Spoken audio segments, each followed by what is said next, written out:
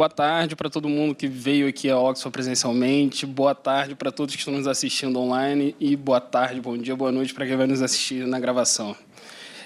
Meu nome é André, meu sotaque entrega, então eu sou carioca, da capital, eu sou advogado, sou formado na PUC, sou especialista em compliance e direito trabalhista.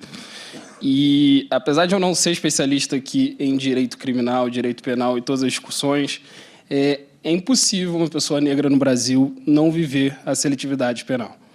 Então, antes de entender o que é seletividade penal para a gente debater aqui, eu queria só essa palavra seletividade.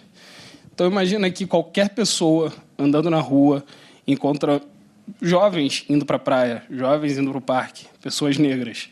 E o primeiro movimento que você faz é pegar meu celular, vou proteger minha bolsa. Isso é um tipo de seletividade. Então, a gente pode entender um pouco da seletividade como um preconceito que já está estruturado em todos os lugares. E isso, no âmbito penal, é muito pior. Isso, no âmbito penal, leva a falhas graves durante a investigação, leva a falhas graves nas condenações e estraga a vida das pessoas. Eu mesmo conheço uma pessoa que foi condenada, ficou presa 1 ano por um reconhecimento facial que foi: peguei sua foto no Facebook. Foi isso que a delegacia fez. E a primeira instância confirmou essa condenação. Teve que esperar os desembargadores votarem por 4-3 para ele conseguir ficar livre e viver com a filha dele. Eu mesmo, na faculdade, em 2010, eu sofri um pouco de seletividade penal. Eu acho que ninguém aqui, voltando da sua universidade, foi parado. Eu tinha um amigo que me deixou em casa e eu morava em Laranjeiras, bairro nobre do Rio de Janeiro. E no final da minha rua tem um morro que se chama Pereirão. E ele me deixou em casa e passou um carro do BOPE, que é a sede do BOPE ali do lado. E o carro do BOPE chegou, olhou, eu descendo de chinelo, bermuda e mochila, e parou. E falou: de onde vocês estão vindo e para onde vocês estão indo? E nós falamos a verdade. Viemos da PUC, nós fazíamos faculdade de Direito lá. E a primeira reação do policial foi: sei que faculdade que vocês fazem. Pois é. E nisso, graças a sermos um pouco dedicados logo no primeiro ano de faculdade, nós tínhamos nossas carteirinhas da PUC, nós tínhamos livros de direito. E quando meu amigo abriu o carro e eu abri a minha mochila, eles viram que eram diversos livros de direito, eles falaram: nossa, desculpa. Pois é. Essa é uma realidade que a gente vive da seletividade penal. E, exatamente por ser tão grave que a gente vai trazer esse debate aqui hoje, e aí eu vou deixar para os especialistas, porque a minha área é mais da parte bancária, mas que eu vou gostar muito de ouvir esse debate. E então eu queria dar aqui, começar pela doutora Adriana Cruz, juíza titular da 5ª Vara Federal Criminal do Rio de Janeiro, doutora em Direito Penal pela UERJ e professora de Direito Penal na PUC-Rio.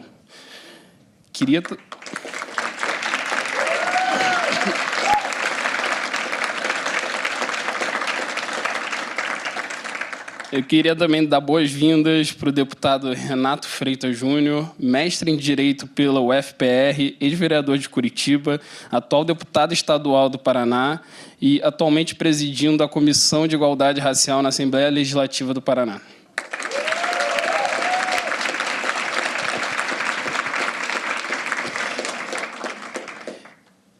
E também ao secretário Augusto de Arruda Botelho Neto, nosso atual secretário de Justiça, que já foi conselheiro do Human Rights Watch e do Projeto Inocências, é um dos fundadores e conselheiro nato do Instituto de Defesa do Direito e integra o projeto Rede Liberdade.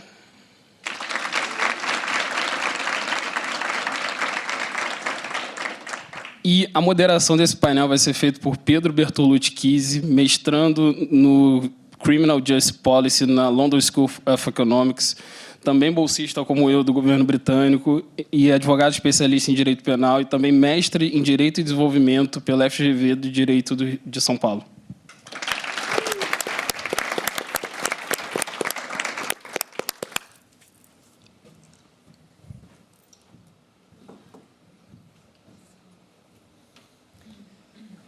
Bom, boa tarde a todas as pessoas aqui presentes. Gostaria de agradecer primeiro ao André, meu colega e meu amigo aqui, pela fala introdutória. Saudar o André, saudar a Gabriela também, nossa equipe aqui desse painel. Saudar a doutora Adriana Cruz, o deputado Renato Freitas, o secretário nacional de Justiça Augusto de Arruda Botelho. Dizer que é uma honra para mim estar aqui moderando esse painel sobre um tema tão importante, que é a seletividade penal e o sistema prisional no Brasil. Eu queria antes contextualizar, para aqueles que ainda não sabem, o que é o sistema prisional no Brasil. O Brasil tem a terceira maior população prisional do mundo atualmente, são quase 900 mil pessoas presas, tem uma das maiores taxas de encarceramento do mundo também. As condições das prisões são notadamente precárias, tem várias violações de direitos humanos, prática de tortura, faltam vagas, tem superlotação prisional, faltam aproximadamente 400 mil vagas no sistema prisional atualmente, e o perfil da população prisional reflete, em geral, as desigualdades sociais e econômicas que existem no país. Da população prisional, 67% dos presos são negros, metade tem até 30 anos e a maioria tem baixa escolaridade e baixa renda mensal. Ou seja, o Brasil prende atualmente e historicamente pessoas jovens, negras e pobres. Então, esse é um problema que é urgente e precisa de soluções conjuntas para pensar em como solucionar essa questão. Então, começando aqui a primeira rodada de perguntas, nessa primeira rodada eu queria tratar sobre seletividade penal e queria começar fazendo uma pergunta para a doutora Adriana Cruz. Doutora, sabemos que vivemos num cenário de racismo estrutural e racismo institucional e queria entender da senhora como o Poder Judiciário pode agir para reduzir essa discriminação racial, incluindo a desproporcionalidade de pessoas negras no sistema de justiça criminal. Por exemplo, qual a visão da doutora sobre medidas como cotas raciais na magistratura? Há uma resolução do Conselho Nacional de Justiça que reserva 20% dos cargos da magistratura para pessoas negras. Queria entender, essas medidas são necessárias, são suficientes? Qual que é a visão da doutora? Já estou com o microfone. Bom, boa tarde, bom dia, boa noite a todas as pessoas que nos acompanham. Quero agradecer muito a oportunidade de estar aqui nesse espaço tão qualificado de debate, de reflexão. Agradecer, assim, a equipe maravilhosa, assim, a logística de vocês espetacular, essa acolhida, esse cuidado. Enfim, muito obrigada. É uma honra realmente estar aqui num painel com pessoas tão queridas que eu respeito tanto. Vou pedir licença a todos, obviamente, para cumprimentar a todos os presentes na pessoa do ministro Luiz Roberto Barroso, que é uma pessoa por quem eu tenho muito afeto, muita gratidão e muito respeito e admiração. Bom, eu acho que para a gente pensar, assim, como o nosso painel é sobre seletividade e você está me pedindo para articular com a questão do racismo no Brasil, eu vou tentar falar bem rapidinho, assim, o que a gente precisa entender por seletividade, né? Quer dizer, na verdade, qual é a chave que eu estou utilizando para falar de seletividade. Assim. O sistema penal ser seletivo não diz nada em si. A gente quer mesmo que ele selecione, porque a gente não quer um Estado policial que nos vigie a cada 5 segundos, né? Todos nós, se passarmos a nossa vida em revista, em algum momento da vida, algum ilícito cometemos. Nem que tenha sido, lá no passado, baixar uma música sem autorização, né? Então, todo mundo já cometeu alguma infração. E a gente não quer o Estado na nossa cola o tempo todo. O que a gente questiona são os parâmetros e os critérios que o Estado vai utilizar para selecionar esses comportamentos mínimos que são essenciais para a gente conviver. Não podemos conviver nos batendo, nos matando, atirando uns nos outros. Então, há condutas mínimas que precisam ter um tratamento específico para viabilizar a nossa vida em comum. O problema no Brasil, não só no Brasil, mas em muitas outras localidades, eu diria, talvez isso seja intrínseco à própria forma como o direito penal é estruturado, ele está orientado não para estabelecer esses controles mínimos desses comportamentos que vão viabilizar a nossa convivência e que permita que a gente vive e busque a nossa felicidade, o bem viver como a gente bem entender. Na verdade, ele está orientado exclusivamente para controlar determinados grupos. No Brasil, isso sempre foi assim, desde que Santa Maria Pintinina chegaram. Essas ferramentas chegaram com as ordenações e depois com toda a legislação que foi construída em território brasileiro. As pessoas negras só passaram a ser vistas para o ordenamento jurídico brasileiro, né? Para quem nos ouve, não é do direito, ou seja, para o conjunto de leis, o direito ele só filtra a pessoa negra, ele começa a filtrar a pessoa negra pelo direito penal, porque nós éramos coisa quando fomos escravizados e éramos um ativo. Porém, se nós entrássemos em conflito com a lei e atacássemos um senhor de escravo, ora, agora nós temos autonomia e temos a habilidade e possibilidade de sermos punidos porque podemos nos conduzir. Então, o sistema jurídico brasileiro, ele filtra e ele lê a pessoa negra. Ela se torna pessoa por meio do direito penal. Então, isso, obviamente, não desaparece assim. Isso está posto e hoje nós temos ferramentas que vão se atualizando. Eu gosto sempre de utilizar a metáfora do telefone, né? Então, assim, o racismo, ele é um aparelho extremamente sofisticado e ele vai baixando, e o racismo, ele vai baixando atualizações, né, do seu software. Para quê? Para ele rodar melhor. O telefone continua sendo telefone, né? Para ligar, para mandar mensagem. Hoje em dia, na verdade, são mini computadores que carregamos. E o racismo brasileiro é a mesma coisa. Ele vai se tornando cada vez mais eficiente, né, na sua habilidade de não se apresentar dessa maneira. Obviamente, a gente não vai encontrar lá um artigo no Código Penal dizendo só as pessoas negras, pretas, né, ou pardas vão ser presas. Porém, nós vamos ter uma realidade em que se fala muito de expansão do direito penal. Conversava com o Renato, nós temos hoje em torno de 2.000 tipos penais no Brasil. Porém, todas as forças policiais se concentram basicamente em 2 tipos. 50% da população carcerária brasileira, em torno de 25%, estão presos por roubo e 24%, mais ou menos, estão presos por tráfico. Vou trazer um número bem fresquinho aqui para vocês, das 11h27. Eu entrei no BNMP, que é o Banco Nacional de Monitoramento de Prisões, lá do Brasil, que monitora em tempo real, assim, eu acho que é o dado talvez mais fidedigno de número de presos. Então, às 11h27, nós tínhamos 762.972 pessoas presas. Desse total, mais ou menos, entre 30% e 40% são presos provisórios. E tínhamos 331.937 mandados de prisão pendentes de cumprimento. Pessoas procuradas. Isso significa que, entre esses, em torno de 25.000 foragidos.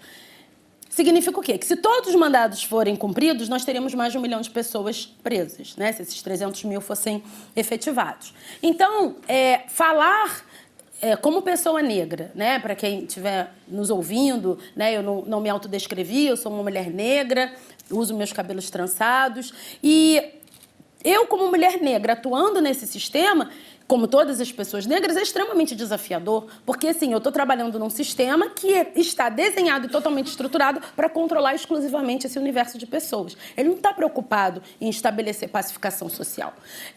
Um levantamento feito pelo UOL entre 2016 e 2019, eles fizeram um mapeamento em torno de mais ou menos uns 2.900 tiroteios na cidade do Rio de Janeiro. Desses quase 3.000 tiroteios, apenas 88 foram em área de milícia. Todos os outros ocorreram em área de tráfico, quando hoje a milícia vem ocupando a maior parte do território, a maior parte da população está em áreas controladas pela milícia. Então, para onde esse sistema está se orientando? Ele está se orientando para a pacificação. A Isabela falava, né, sobre a questão da comunicação para a sociedade. A sociedade clama por mais punição, clama pelo fim da impunidade. Só que a cada vez que a gente coloca uma pessoa primária que tem, por alguma circunstância, entra em conflito com a lei, cada vez que a gente coloca um jovem e o encarcera, o tráfico, a milícia nos mandam, ou deveriam mandar, uma cesta de flores e de café da manhã, porque nós estamos entregando a eles mão de obra gratuita. É burrice, é estupidez, é irracionalidade. E, obviamente, esse é um sistema que é operado por pessoas que não têm a experiência que ele teve, que não têm a experiência que eu tive. E eu sou juíza, né? Eu ando com sinais exteriores de riqueza. Riqueza no sentido, né, daquilo que a gente encontra numa sociedade extremamente empobrecida. Os servidores públicos, né, na sua maioria, estão num extrato de elite financeira. E eu recebo baculejo da polícia, eu sou parada com arma no meio da minha cara, né? Então, assim, como que a gente pode pensar em caminhos de uma justiça que opere com uma seletividade racional e correta quando ele é operado por pessoas que não conhecem e não vivenciam essa experiência? vou me encaminhando para encerrar, assim, a política de cotas hoje ela está estabelecida no âmbito do Poder Judiciário brasileiro, é uma ferramenta eficiente e necessária. A gente tem trabalhado para tentar otimizar, eu digo a gente porque eu participo de alguns grupos de trabalho no Conselho Nacional de Justiça pensando essas questões. A gente conseguiu que algumas alterações na própria resolução que organiza o concurso da magistratura fossem alteradas para tentar potencializar, porque a pesquisa do Departamento de Pesquisa do CNJ nos informa que, no ritmo em que a política vem sendo implementada, apenas em 2050 nós teríamos 20% de pessoas negras. 20%, a gente não está nem falando de paridade, né? Então, existe realmente a necessidade de se incrementar, de se olhar a política, mas ela é essencial, né? Para esse deslocamento, para essa pluralidade. A gente está aqui no espaço internacional. Ninguém concebe um tribunal internacional composto exclusivamente por juízes brasileiros. Ninguém concebe o TPI composto só por juízes franceses. A legitimidade do tribunal passa também pela pluralidade da sua composição e pela representatividade da sua composição. Mas nós achamos que no Brasil é absolutamente razoável e legítimo que tribunais compostos majoritariamente por pessoas brancas, homens, cis, heteronormativos, definam a vida da maior parte da população brasileira, que é feita por mulheres negras. É o maior contingente populacional do país, né? Então, falo de mulheres negras e poderia falar de pessoas com deficiência, poderia falar de pessoas que não são cis heteronormativas e o resultado seria o mesmo. Então, acho que é isso.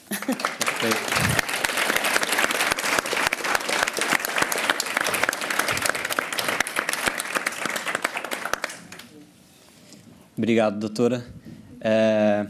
Aliás, muito boas reflexões. Voltaremos a algumas delas em alguns instantes. Mas antes disso, eu queria, continuando nesse tema da seletividade, fazer uma pergunta para o deputado Renato Freitas. A gente falou bastante de poder judiciário, mas sabemos que muitas vezes a seletividade penal vem antes. Ela vem a partir da atuação policial. E aí tem vários números de práticas policiais que são boas e práticas policiais que não são boas. Por exemplo, dados do Fórum Brasileiro de Segurança Pública apontam que após a implementação de câmeras nos uniformes policiais em São Paulo, a letalidade policial foi reduzida em 76%. Por outro lado, um relatório recente do Colégio Nacional de Defensores, do Colégio Nacional de Defensores e da Defensoria Pública do Rio de Janeiro mostrou que mais de 83% das pessoas presas injustamente por reconhecimento fotográfico são negras. Enfim, a polícia tem vários problemas, o policiamento é discriminatório. Queria entender de você, deputado, pela sua experiência como vereador, agora como deputado no Legislativo, quais seriam as medidas possíveis para reformar a polícia e se é possível reformar a polícia de uma forma que ela atue para não reforçar e não continuar reproduzindo esse encarceramento que a gente vê hoje? Pergunta necessária, porém complexa, e que nos demanda uma certa genealogia da própria polícia. Se nós pensarmos, e é necessário desfazer alguns mitos, né, para responder melhor essa pergunta. O primeiro mito é justamente aquele imposto pela ordem jurídica europeia, pela ordem colonial, qual seja o mito do poder constituinte originário. Alguns devem ter ouvido essa ficção em algum lugar ou lido em algum lugar. Entretanto, como bem lembrou a professora, nós fomos incluídos no ordenamento jurídico brasileiro, a partir das ordenações Manuelina, Afonsina e etc., não por um acordo de vontades, por um determinado pacto, seja lá qual for, em que formato, foi uma imposição. As populações dos povos originários foram massacrados, os africanos sequestrados e africanos e afro-brasileiros, a partir desse momento, foram expoliados incessantemente. E o nome que se deu para o estabelecimento jurídico dessa ordem foi paz jurídica. E essa paz jurídica é uma pilhagem, uma expoliação. A partir desse momento, já não mais um grande acontecimento seria o temor. A continuidade é o temor. O trauma já não é mais aquele acontecimento extraordinário. O trauma é exatamente o cotidiano. E o trauma é um excesso de realidade. É aquele evento que, quando ocorre, o sistema psíquico é incapaz de aprender em sua completude e, por isso, recalca e, por isso, não conhece. Por isso, desconhece. E o desconhecimento de si, a fragmentação do indivíduo, o torna mais vulnerável a esses processos de dominação. Esse é um ponto. O outro ponto já dizia o próprio sociólogo do Estado moderno, europeu, inclusive Max Weber, que o Estado não pode ser qualificado ou definido pelos seus fins, já que é Estado capitalista, socialista, de vertente teológica, outros laicos, mas pelos seus meios. E os meios são quais? O monopólio do uso legítimo da força, da violência. Essa é a definição do Estado. E aí também reside a soberania do Estado. É soberano aquele Estado que pode coibir outros exércitos de atuar em seu próprio território, basicamente. Quem e como se exerce essa soberania? E aí, chegando na resposta, nós exercemos essa soberania a partir das forças militares e, sobretudo, no caso da polícia militar. A polícia militar exerce essa violência legítima, encarregada e monopolizada pelo Estado.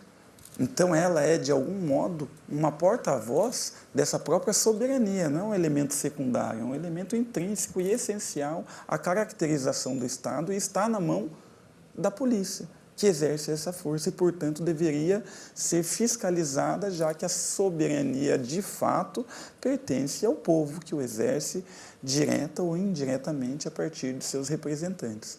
No caso do Brasil, foi o judiciário e o legislativo, pelos processos históricos, que a Adriana muito bem detalhou aqui, se curvaram à força e delegaram os seus poderes para a polícia.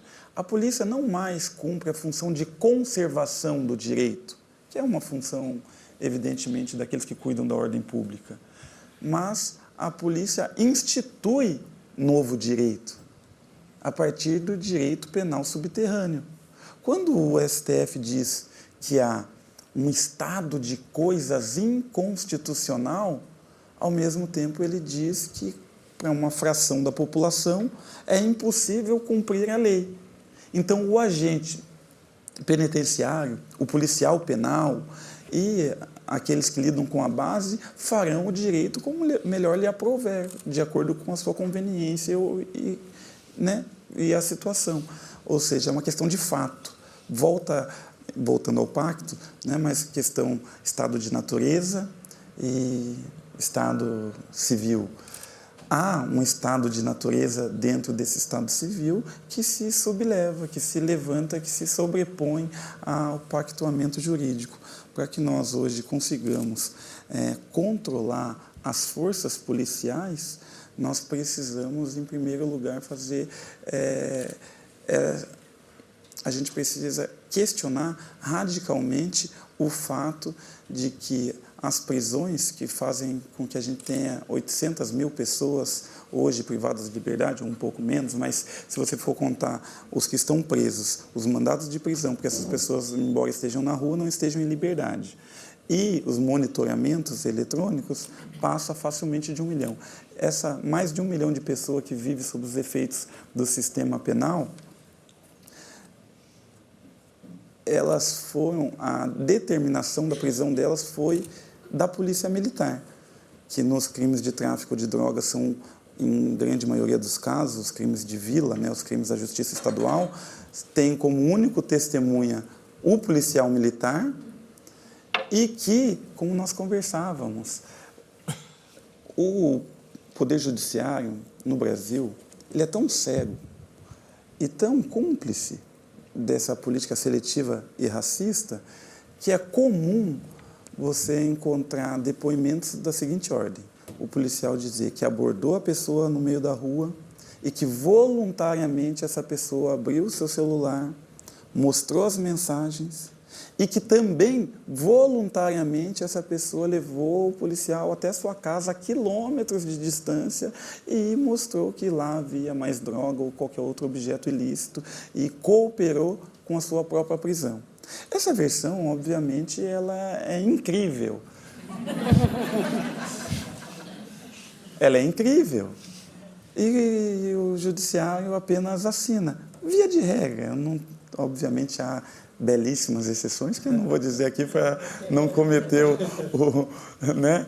Mas é a forma com que opera o Poder Judiciário. Ele delegou as suas funções para o policial. E para terminar, de fato, o legislador também delegou o seu poder ao policial, porque quando ele faz o processo de criminalização primária, beber e dirigir é crime, ele sabe que isso incide sobre um número gigantesco de pessoas que é impossível, de fato, dar concretude àquele mandamento. O policial é que se encarrega de fazer a seleção, e a seleção está a partir do campo de força de cada indivíduo. O nosso ministro, por exemplo, tem o direito de ir, de vir, de se expressar, e todos os direitos que todos os cidadãos têm. Esse direito é visível. Agora, o seu José, lá do Bar do Tião, na região metropolitana de Curitiba, às 2h da manhã, com a sua belina velha, depois de ter tomado uma cerveja voltando para casa, sabemos que, de fato, ele não tem o direito de vir, de permanecer, de se expressar, de não produzir provas contra si mesmo. Ele não tem esse campo de forças dos direitos de primeira e segunda geração e, portanto, a incidência sobre ele é muito mais fácil para o próprio policial, uma questão pragmática. E ele será vítima, por critérios de vulnerabilidade territorial, de raça e de classe, da ação policial, que vai ganhar concretude a partir dali, do policial e não do legislador. Então, as forças, as instituições brasileiras, historicamente, se curvaram à polícia militar. O porquê, daí é uma outra pergunta que eu não tenho tempo agora de responder.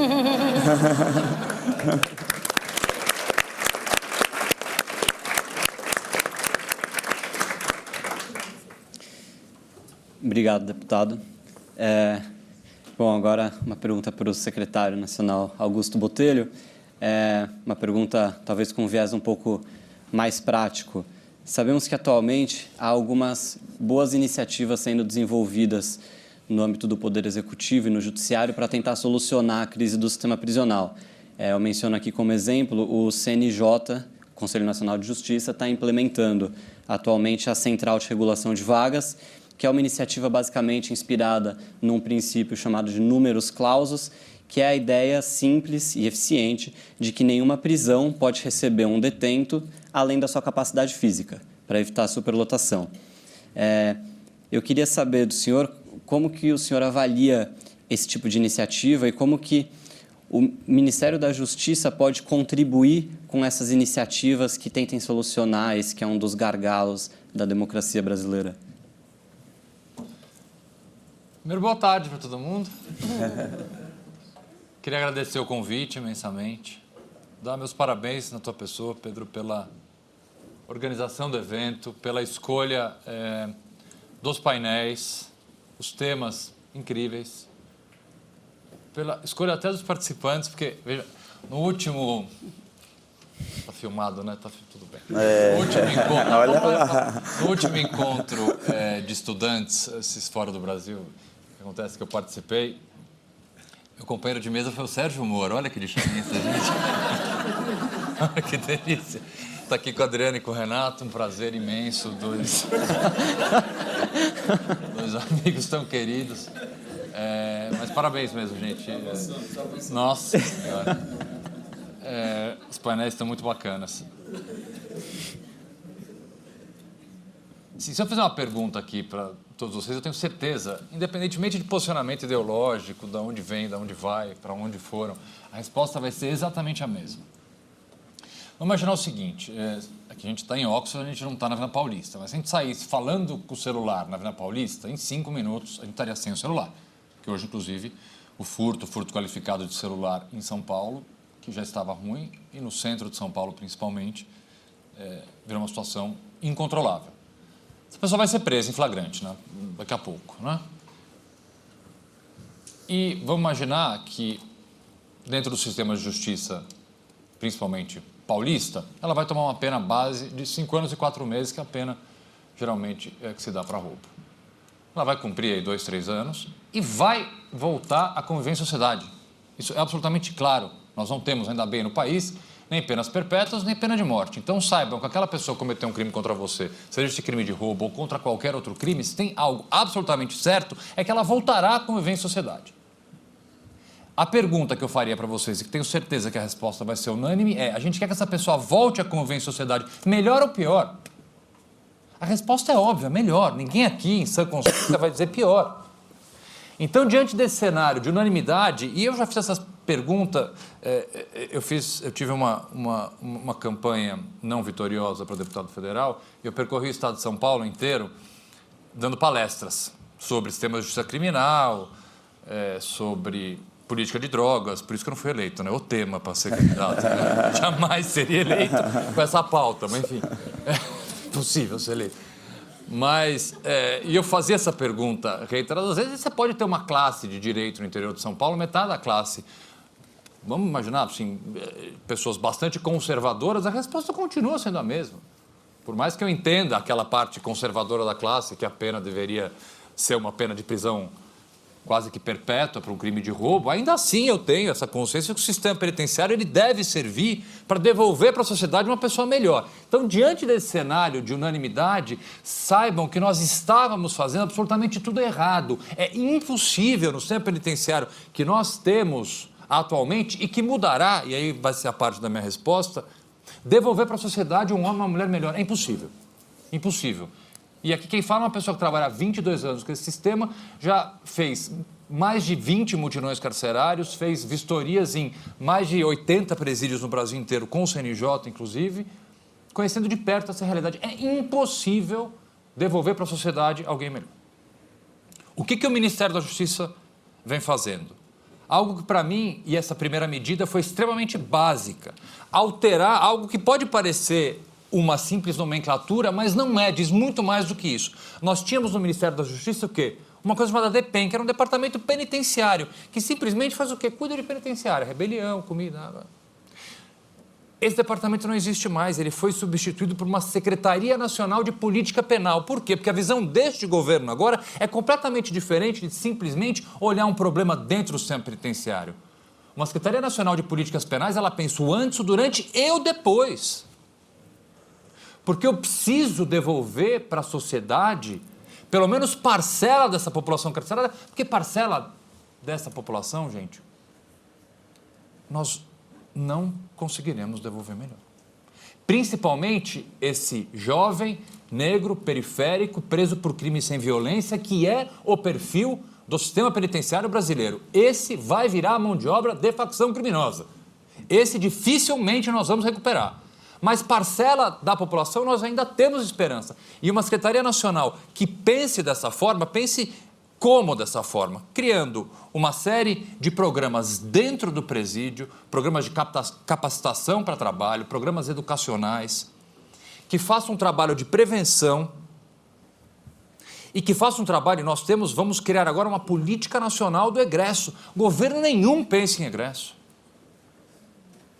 Muito pelo contrário, o pensamento de segurança pública e o pensamento do sistema de justiça criminal, que é estruturalmente punitivista, temos que falar as palavras como elas são. O sistema jurídico, o sistema judiciário, principalmente os estaduais, ele é estruturalmente punitivista. A visão é punir, independentemente de violência ou necessidade do uso do direito penal, do sistema de justiça, que deveria ser, e infelizmente não é, a última ratio, a última solução. Há outras formas menos custosas e mais eficientes de coibir uma série de crimes, não, obviamente crimes violentos, que precisam sim de uma resposta que seja com a privação da liberdade. Mas outros tipos de forma de punição que não vêm sendo usados. Então, e respondendo e finalizando, esta forma de olhar o sistema penitenciário que o Ministério da Justiça atual, do governo atual, é essa. Nós não temos posto que é absolutamente ineficaz e o passado e os números mostram a ineficácia dessa visão. Uma visão que olhe, primeiro, com caráter absolutamente de prevenção. A partir do momento em que essa pessoa está dentro do sistema prisional, o sistema prisional precisa entregar condições mínimas. Porque eu vou começar a falar, mas vai dar luxo para presidiário. Ninguém está falando em luxo. Nós estamos falando em se desvencilhar desta correta, absolutamente correta, visão do Supremo Tribunal Federal, de que nós temos no sistema penitenciário algo que é mais do que inconstitucional, é desumano, completamente desumano. E a partir do momento que se consiga dar condições mínimas, que consiga dar uma expectativa de uma visão fora do presídio, trabalhar através dessa política nacional de egressos, alguma resposta para que a gente possa, pelo menos parcela dessa população, devolver para a sociedade, que é o que todos nós queremos aqui, um homem e uma mulher melhor.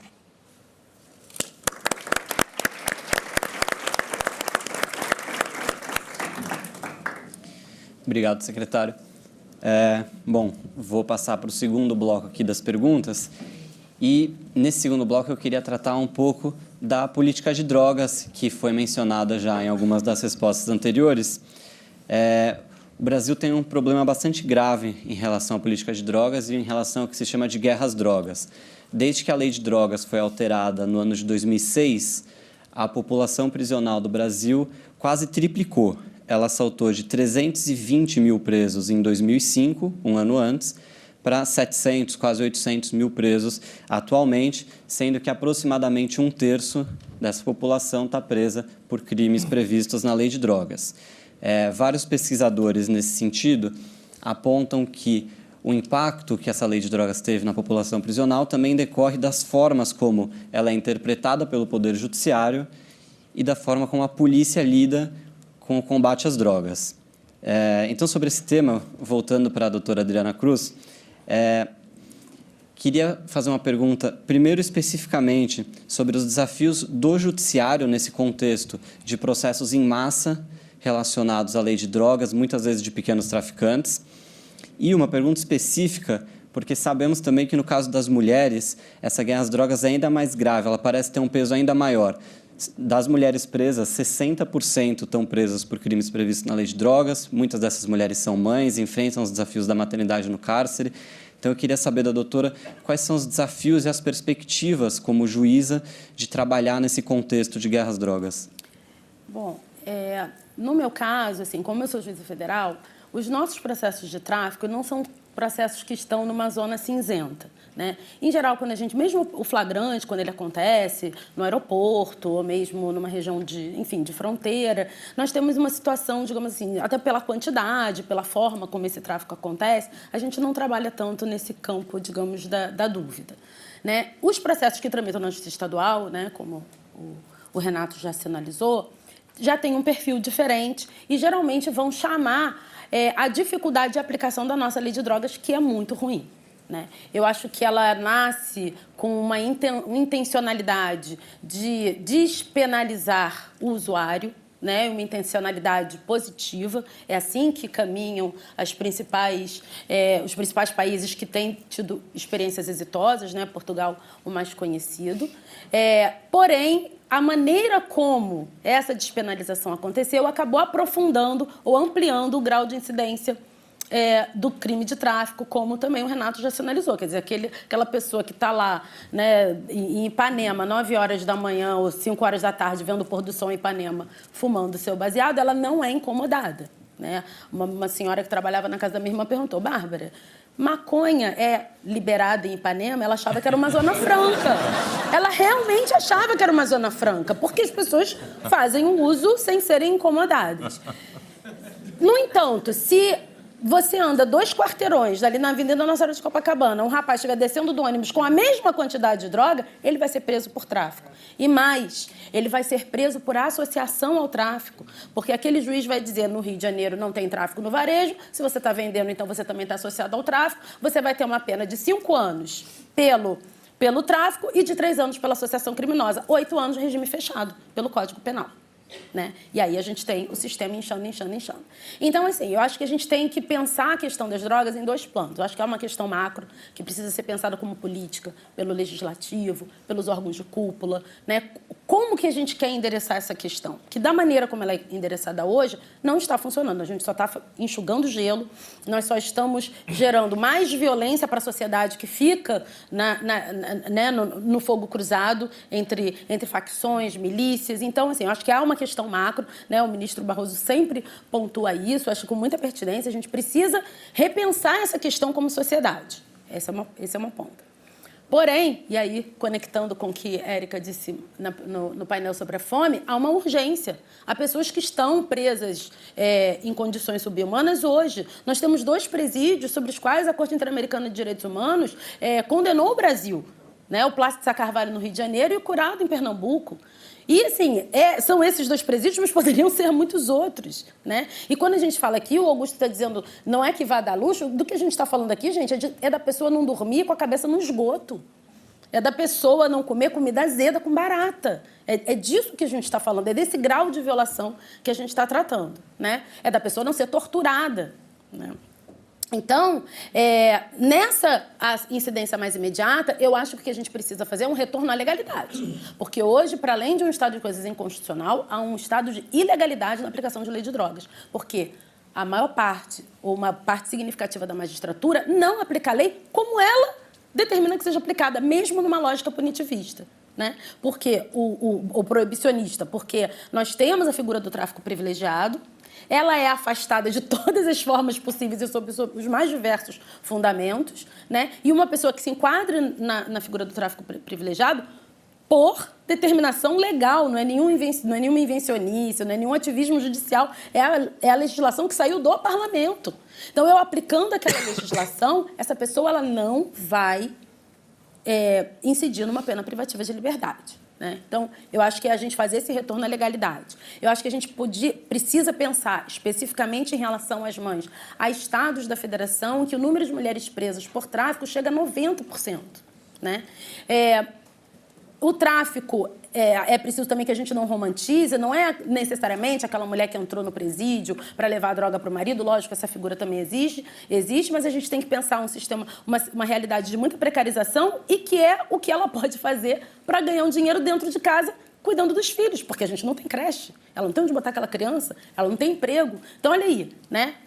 Ela está passando fome, né? Então, essa mulher, quando ela é presa, isso vai gerar outros desdobramentos sociais extremamente graves, né? E essa criança não vai se criar sozinha. Alguém vai ocupar esse espaço, né?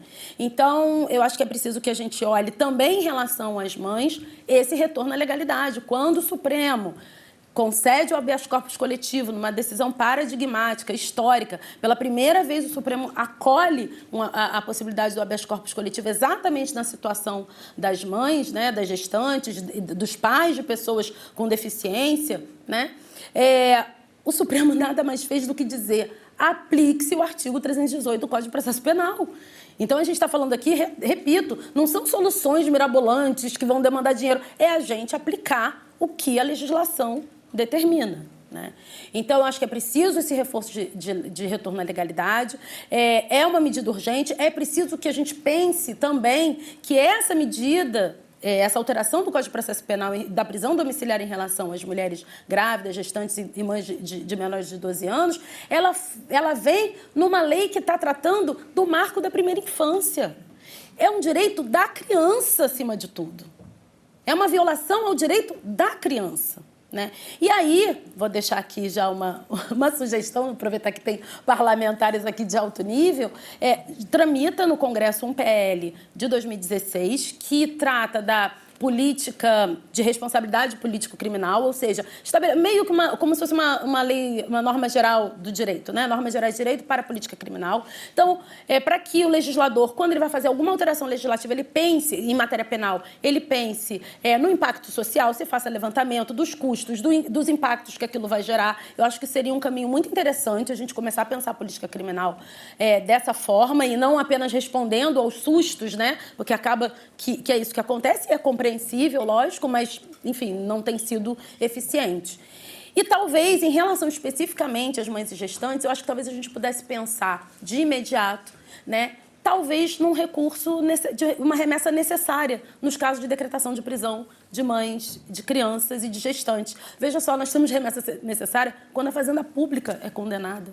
Então, assim, a gente zela pelo dinheiro da administração, a gente também zela pela infância, porque essa é uma regra que protege a infância, né? Num cenário de precarização das defensorias, né? É preciso que a gente fortaleça as defensorias a pessoas que estão absolutamente sem assistência jurídica no país, né? É isso que a gente presencia, né? Exatamente por essa precariedade de um órgão que é essencial e que faz um trabalho belíssimo e que tira leite de pedra, né? Então, eu acho que esses são alguns caminhos que a gente pode pensar de maneira bem concreta para endereçar questões mais urgentes. E, óbvio, sem prejuízo da gente repensar essa política que é absolutamente irracional e ineficiente.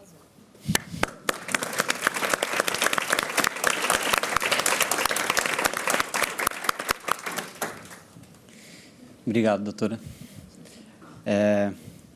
Bom, passando a bola de novo para o deputado Renato, agora especificamente nesse contexto de guerra às drogas, que é bastante desafiador, e fazendo uma pergunta, acho que bastante direta também, deputado, na função de parlamentar, o senhor acha que é possível reformar a polícia para a polícia agir de forma diferente e causar menos dano social na forma como ela atua atualmente? Quais medidas que o senhor acha que seriam necessárias e possíveis para um parlamentar implementar em relação às formas de policiamento atualmente?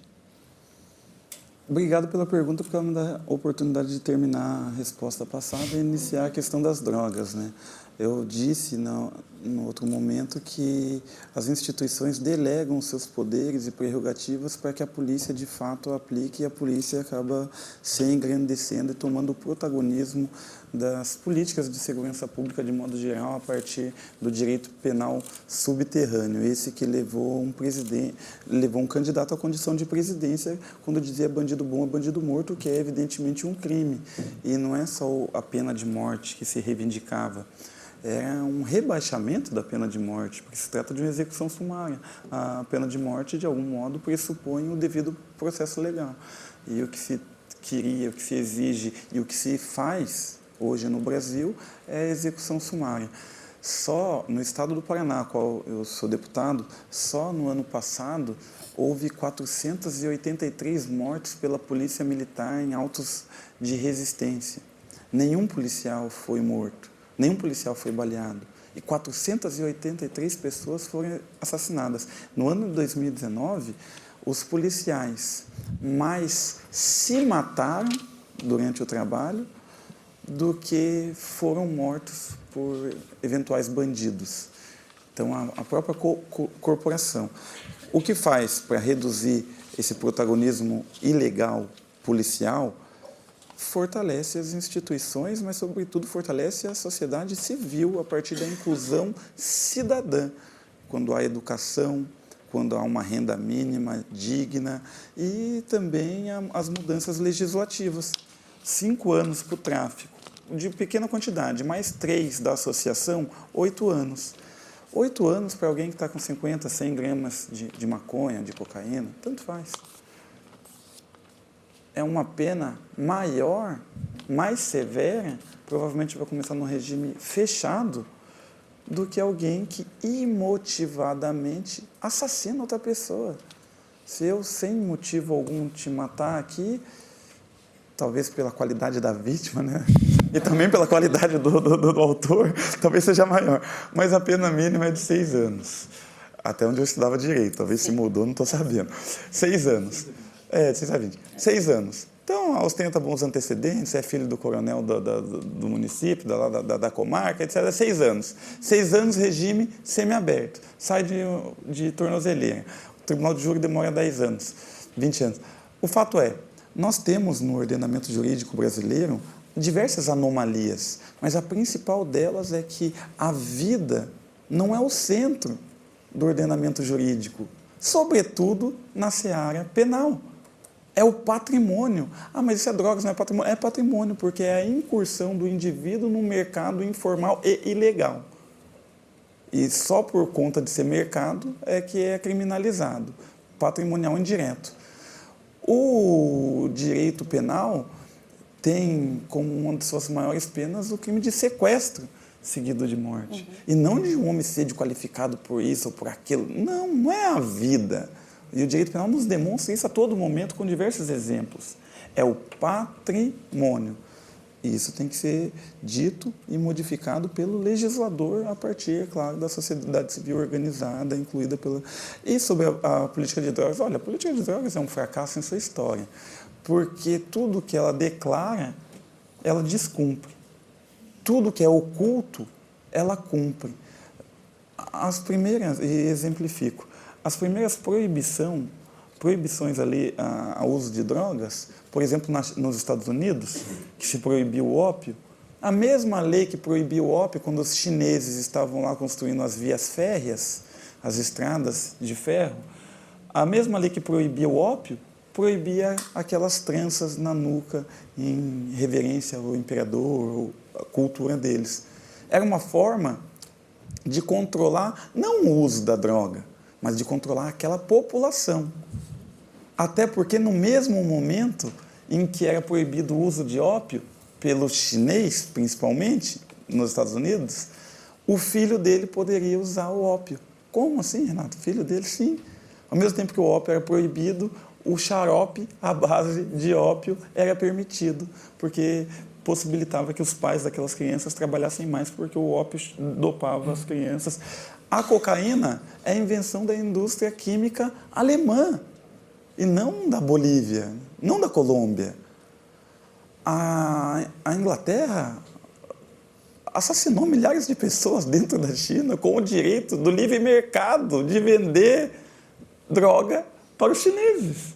Então nunca foi sobre o tráfico, até porque a proibição não impede a produção, não impede a circulação, não impede o consumo, não impede a corrupção advinda da própria proibição e não impede a violência advinda dessa relação conflituosa em que não há um sistema, um SPC, um Serasa, um sistema de cobrança, não há o direito para regulamentar. Ou seja, desde o início a história, o pito de pango, no Brasil, a primeira vez que se proibiu a maconha, se proíbe-se o pito de pango, acho que é alguma coisa assim, uma expressão assim. O pango era uma espécie de cachimbo, o pito era a maconha, eles não sabiam exatamente o que era, mas proibiam. E estava escrito lá, senador, estava escrito bem assim, o boticário ou a pessoa que vai prescrever a droga tinha uma pena de multa de tanto. E o negro ou outra pessoa que usasse teria uma pena de prisão. Olha que louco! Por quê? Porque não se trata, novamente, da droga em si, se trata do controle sobre povos e territórios. Essa sempre foi o objetivo da lei de drogas, foi de instrumentalizar para controlar. E hoje nos Estados Unidos, como política, e terminando a resposta, mas como política que me pede, como um ator institucional que sou, os Estados Unidos, em alguns lugares, vêm descriminalizando o uso da maconha e arrecadando os tributos e direcionando especialmente esses tributos para as áreas atingidas pelas políticas proibicionistas, ou seja, os guetos norte-americanos, os lugares onde moram a comunidade latina, todas as pessoas que superrepresentaram o sistema carcerário dos Estados Unidos hoje poderão, claro, por conta da luta do próprio movimento negro dos Estados Unidos. Está isso naquela documentário 12ª emenda, acredito eu. Então, tem algumas políticas possíveis. Em relação à polícia, nós temos um projeto de leis que é de câmeras corporais para as polícias, porque a sociedade precisa fiscalizar esses atores tão importantes que constroem a lei no cotidiano. Não só conservam, eles formam, constroem, eles impõem uma lei, e por isso precisam ser controlados, e tem métodos. O método mais eficaz no momento me parece, e mais pragmático a curto prazo, me parece câmeras nos uniformes. Ou o caso do Rodney King, caso famosíssimo de violência racial. Ele veio à tona e gerou discussões e um ganho legislativo. Por quê? Porque havia na viatura uma câmera que observou, que registrou e colocou na história daquele país mais esse caso de racismo. No caso do Brasil, o efeito tem sido revelado aí pelas pesquisas e a redução de 70%, ou sei lá quanto que você disse aqui, tipo uma redução drástica do número de homicídios praticados por policiais. É uma política que, de fato, salva vidas.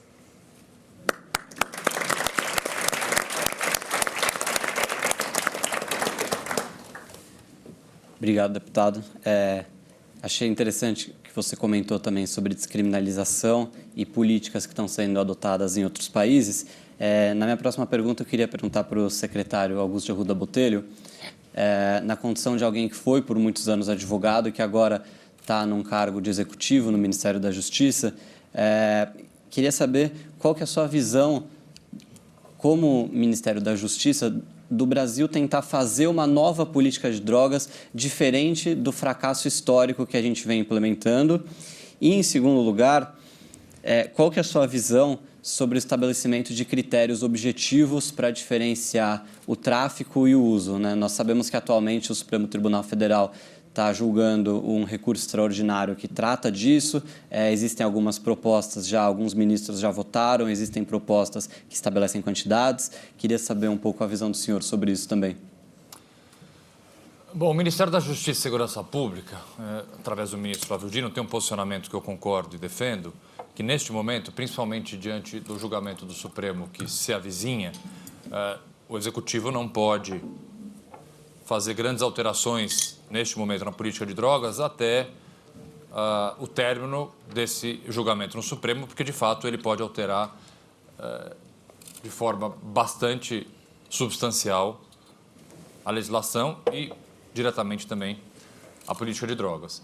E gostei que você começou a pergunta falando que eu fui durante muitos anos advogado e agora tenho esse cargo na Secretaria Nacional de Justiça, é o primeiro cargo público que eu assumo. É natural que tenha uma obrigatória virada de chave de um advogado, de um ativista, de um militante, para agora alguém que representa o governo federal, mas essa virada de chave ela jamais pode deixar de lado os princípios que eu sempre carreguei durante os 20 anos de advocacia e de militância, e nem a minha história. E a minha história, neste tema específico, ela é pública. Eu fui um dos advogados que, quando do julgamento da matéria no Supremo Tribunal Federal, julgamento esse que finalmente está sendo colocado em pauta novamente, fez a sustentação oral, era um dos amigos da corte. Faz tanto tempo esse julgamento, né, ministro Barroso? Eu não tinha nenhum fio de barba branca, nenhum. Se vocês olharem no YouTube, vocês podem perceber, minha barba é pretinha, pretinha, pretinha.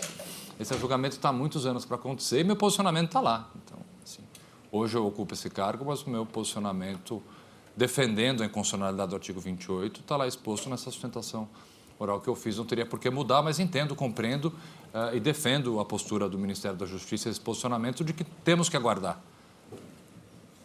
o término desse julgamento para poder fazer qualquer alteração substancial na política de drogas. Não que a Secretaria Nacional da Política de Drogas não esteja fazendo uma série de projetos voltados principalmente para evitar o risco social do tráfico de drogas. Problemas sociais voltados para populações indígenas, programas específicos em relação à seletividade racial que ocorre nas decisões da lei de drogas. E, especificamente, quando você me pergunta sobre a adoção de critérios objetivos da distinção de usuário e traficantes, eu tenho que te responder de uma forma bem prática. E eu vou te responder usando... Renato, posso te usar de exemplo? Pode usar. Obrigado. Renato, eu vou com a mesma situação fática, os mesmos dados concretos, eu vou agora te prender, mentirinha, por tráfico de drogas, ou eu vou te mandar para casa como um usuário. A mesma situação. Mesma situação. Você tem no bolso 3 porções de maconha e no outro bolso R$50. Agora eu vou te prender por tráfico. Eu vou dizer o seguinte, você foi preso numa região notadamente conhecida por tráfico de drogas, você tem 3 porções de maconha no bolso fracionadas, porque você está com essa droga fracionada porque você vai vender, e você tem R$50 no bolso porque você acabou de vender parte dessa droga é o seu lucro. Você está preso por tráfico de drogas. Mesma situação, eu vou te mandar para casa. Você está numa região de tráfico de drogas, porque é óbvio, você é usuário e você precisa comprar droga em algum lugar, então você está numa boca de fumo. Você tem 3 porções de maconha, porque você compra a droga fracionada, você não tem como comprar a droga do traficante e automaticamente juntar ela numa mesma embalagem e colocar no seu bolso, então a droga vai estar fracionada no seu bolso, e você tem R$50, porque custava R$50, você deu uma nota de 100 e o traficante te devolveu 50. É exatamente a mesma situação. Exatamente. Concreta é a mesma situação. E aí, por isso que eu te usei como exemplo, e aí exatamente na esteira do que você falou, quem vai fazer esse julgamento que vai mudar a sua vida? É o Supremo Tribunal Federal? É um juiz de direito? É um promotor de justiça? Não, um policial militar. Ele é o primeiro juiz da causa. Um policial militar que faz a abordagem de um jovem numa situação como essa, é aquele que vai conduzir a narrativa que vai mudar a sua vida.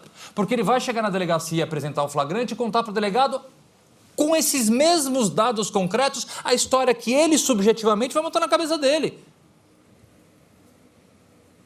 Óbvio que a cor da tua pele vai fazer toda a diferença para esse policial. Porque é curioso, né? Jovem do Leblon é preso vendendo drogas. Não, é traficante, não é jovem do Leblon.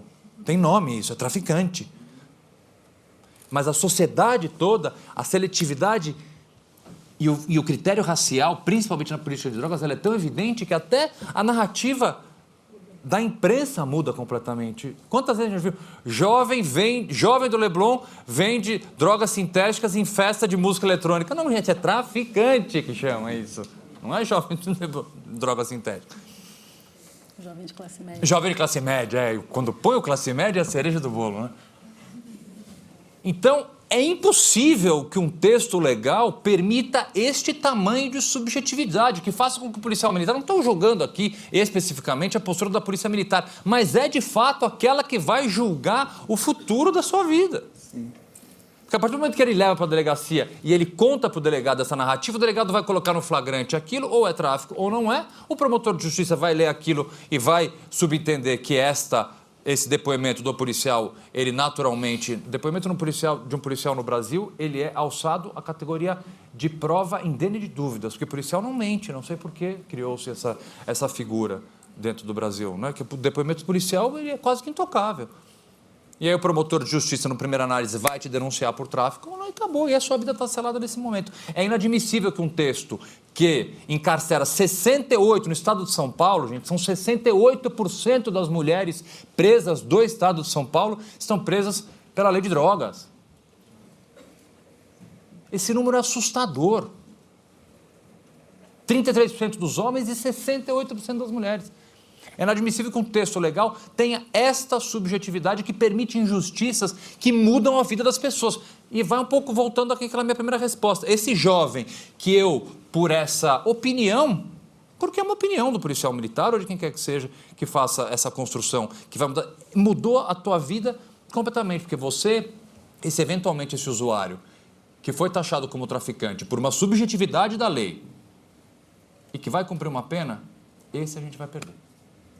Esse a gente perdeu. Esse a gente não devolve melhor. A gente devolve um membro de facção criminosa, porque vai entrar, vai contrair dívidas, a família que está fora vai ter que pagar essas dívidas, quando ele sair ele vai ter que recuperar essa dívida, ele não vai conseguir emprego, e aí entrou naquele conhecido círculo de cadeia, liberdade, cadeia, com os números altíssimos de reincidência, e por causa dessa decisão, que ela vem da subjetividade da lei, esse policial militar ou qualquer outra autoridade que tenha feito essa análise incorreta e subjetiva, mudou a vida de uma pessoa que a gente vai perder.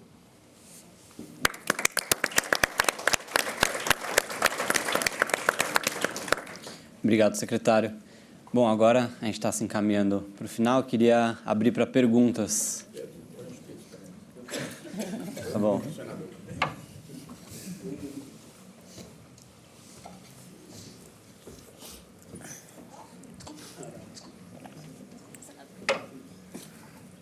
Boa tarde.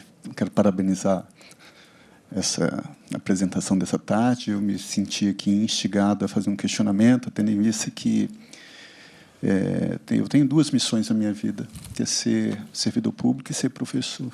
Eu estou como senador. E eu passei 27 anos da minha vida como delegado de polícia. Então, quando eu vejo essa abordagem, tem muita coisa que passa aqui na minha cabeça. Quando a gente para pensar que no artigo 99 do Código de Manu estava escrito, estabelecendo ali as famigeradas ordalhas, aquele a quem a intervenção divina salvar, e se aplicava, se infligia ali. Isso me angustia muito. Mas eu acho que a gente erra, a gente está errando. Eu vi no painel anterior, acho que a gente está cometendo um erro muito grave na comunicação. A gente não está sabendo comunicar. Por quê? Porque eu falo assim, eu fiz um projeto que hoje é lei, que foi inspirada na lei Padre Júlio Lancelotti, para as pessoas em situação de rua. Mas você fala das pessoas em situação de rua para a população, ela vai te criticar. Você fala em direitos humanos para a população, ela vai te criticar. Você fala em sistema prisional para a população, ela vai te criticar. Você fala em meio ambiente. Eu fui lá visitar os índios Guaranis Kaiowás, que estão sendo dizimados em Mato Grosso do Sul, dourados. Ela vai te falar. Eu acho que a gente erra.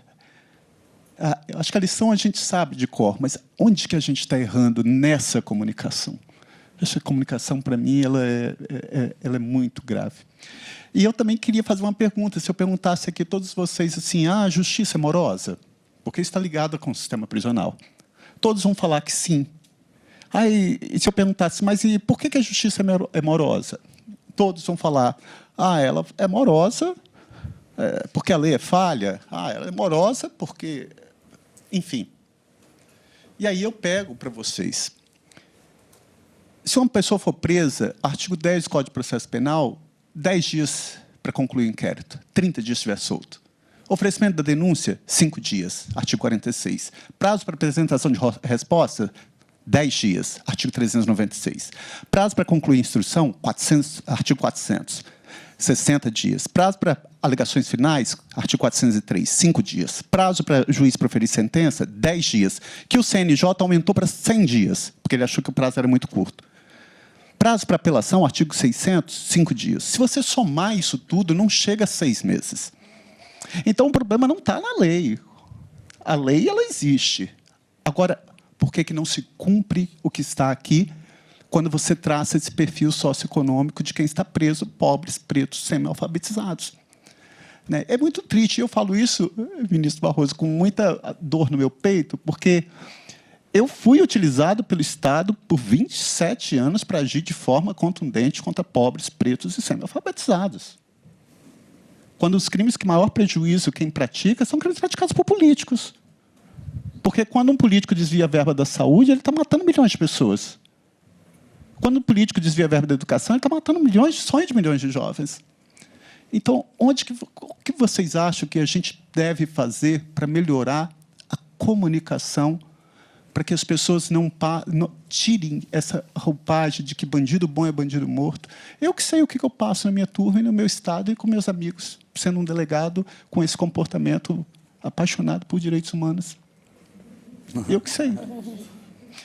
Então, eu queria, assim, me perdoe o desabafo, não queria tomar o tempo de vocês, mas eu só quero provocá-los no sentido de o que fazer para a gente comunicar o que vem a ser direitos humanos, qual é a função desses direitos humanos, porque não é privilégio para preso, porque se o Estado avocou para si essa persecução e o crime, toda pessoa tem que ser respeitada na sua integridade física e moral, isso é uma garantia constitucional.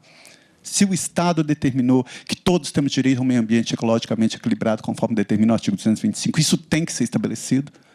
Se o Estado determinou no artigo 6º que são direitos sociais, direito de saúde, educação, habitação, lazer, higiene, isso tem que ser efetivado. Então, onde a gente está errando na comunicação, eu acho que esse, para mim, o maior desafio para mim é como comunicar isso melhor. Desculpe o desabafo.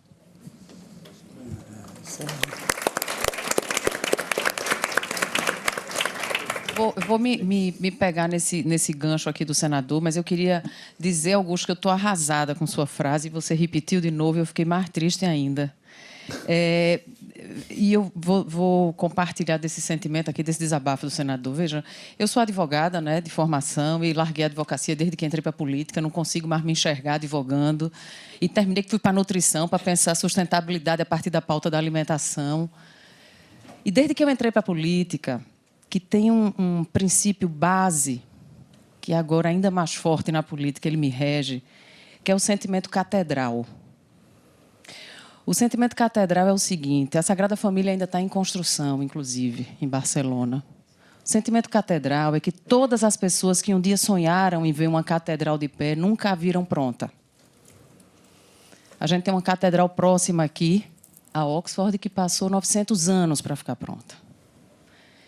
E o meu sentimento e pensamento catedral é que alguém precisa começar a construir essa catedral. E eu espero que não dure 900 anos para estar pronto. Mas eu desejo do fundo do coração de que a gente não repita de que os jovens que estão sendo presos, que dificilmente eles vão sair, eles vão ser ressocializados. Eu desejo do fundo do meu coração que o sentimento catedral toque você, como a todas e todos nós, para a gente entender que, sim, o sistema de ressocialização precisa voltar à tona, precisa voltar à ordem do dia de discussão. Eu fiquei fazendo uma análise aqui de todas as mesas que a gente discutiu, começando pela fome, quando as meninas perguntaram quem tem interesse nessa manutenção da fome, e eu fiquei inquieta, querendo dizer quem tem interesse em acabar com a fome. Onde é que estão as políticas libertárias que garantam que um governo ou desgoverno que chegue e que assuma não vai acabar com as políticas estruturadoras que a gente achava que eram estruturadoras e que não são, porque nunca libertou ninguém. Eu acho que a abertura desse encontro, provocada pela fala do ministro, foi fantástica. Todos os governos que nós tivemos, de todas as colorações, não conseguimos erradicar e libertar nossas pessoas. Por isso que basta 4 anos de desgraça para a gente dizer a população de rua, em situação de rua, triplicou porque a política do SUAS foi abandonada. Então, essa política do SUAS não funcionou na sua essência de libertação.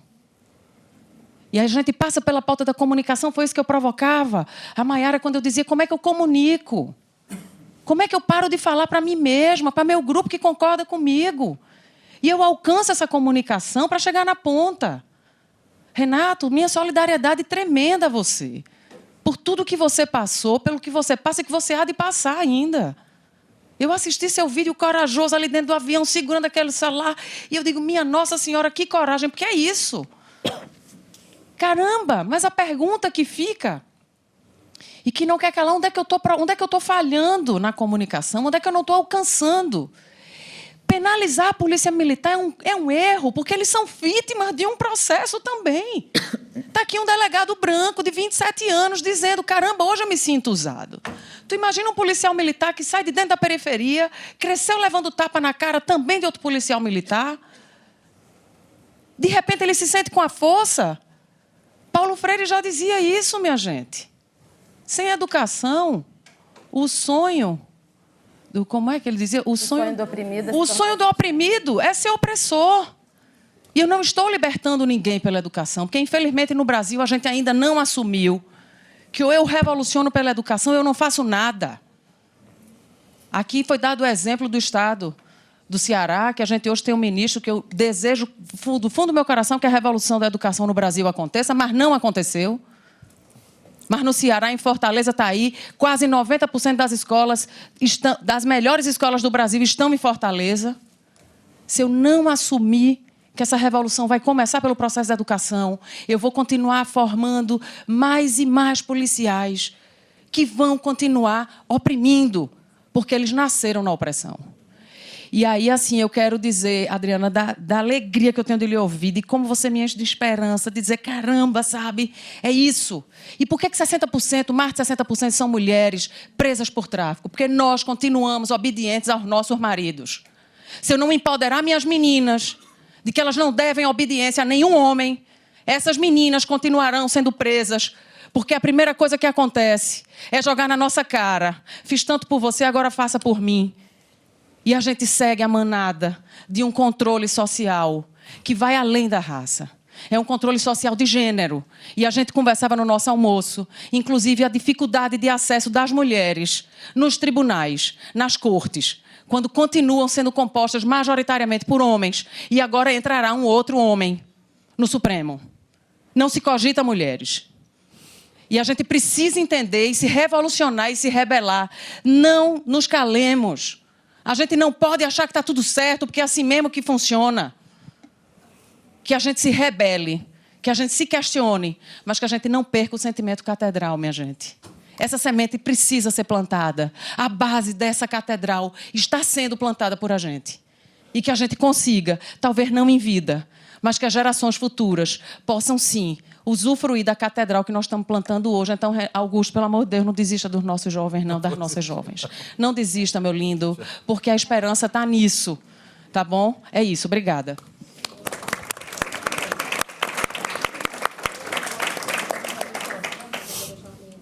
Ao ministro.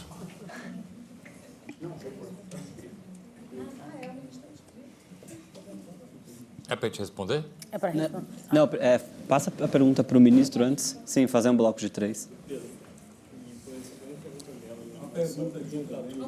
Tá bom.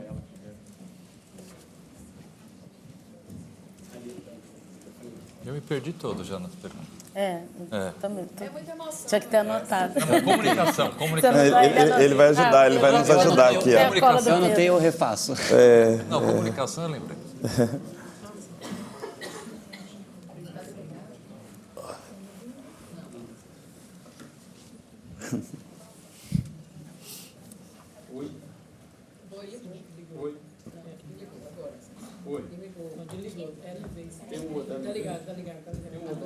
Tem um outro chegando. Tá ligado, não. Olha, boa tarde a todos. Eu sou Vera Dias, moro aqui há 10 anos e nós temos uma organização afro-brasileira e indígena aqui no Reino Unido, né, em base em Londres. E o nosso trabalho aqui tem sido combater a discriminação racial, promovendo a igualdade racial, a equidade. E tudo que nós estamos ouvindo aqui é muito impactante, porque a gente acompanha, além da realidade do racismo aqui no Reino Unido, no Brasil. Então, tanto a doutora Adriana, que para mim é uma honra, a primeira vez que eu estou vendo uma juíza preta. Então, assim, algo para mim extremamente...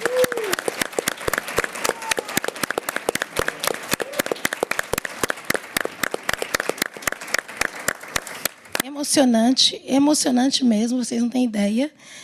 E vendo um deputado preto jovem como o Renato, que daqui a gente sente a dor dele de ser abordado, de ser perseguido, de ser violentado. E aqui os nossos jovens não são diferentes. A cada 10 jovens parados, 7 são jovens pretos. A população preta representa 13% aqui no Reino Unido e o número da violência racial continua sendo sobre esses jovens pretos ou jovens asiáticos. Então, quando fala do encarceramento em massa, né, do encarceramento desses corpos, aqui reproduz a mesma história. Então, nós temos que voltar ao ponto quando ele fala que não é sobre as drogas, sobre controle, é sobre o controle de corpos.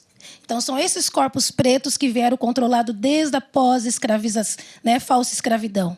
Então, o sistema judiciário, no nosso ponto de vista, ele precisa realmente de uma mudança na estrutura e de quem está no poder, no privilégio do poder, que são homens brancos, que a gente olhar aqui, quem está no controle, né? Nós temos o ministro, nós temos aqui o doutor Augusto de Arruda, que são pessoas que têm um poder de mudança nessa estrutura. Então, nós precisamos repensar na mudança dessa estrutura, porque o controle ainda está nesses corpos pretos.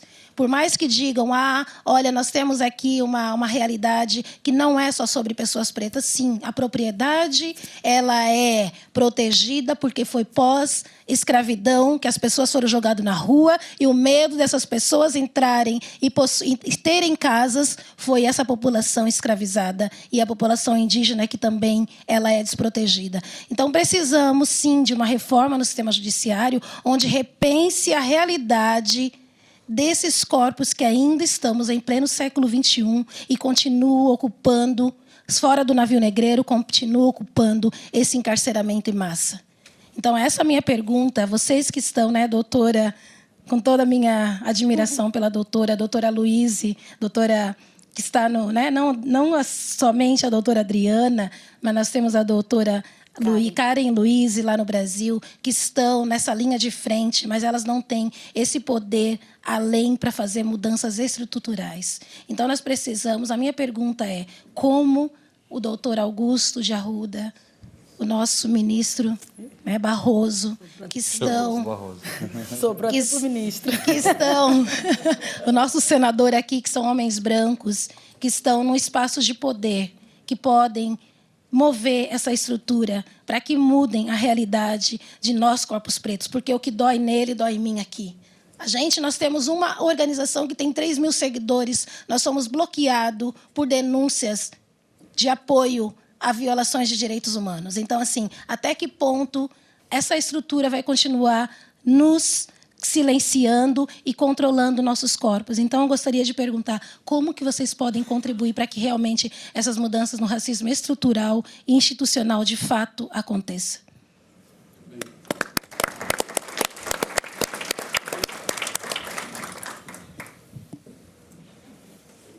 Acho que o ministro... Agora a última pergunta para o ministro Barroso.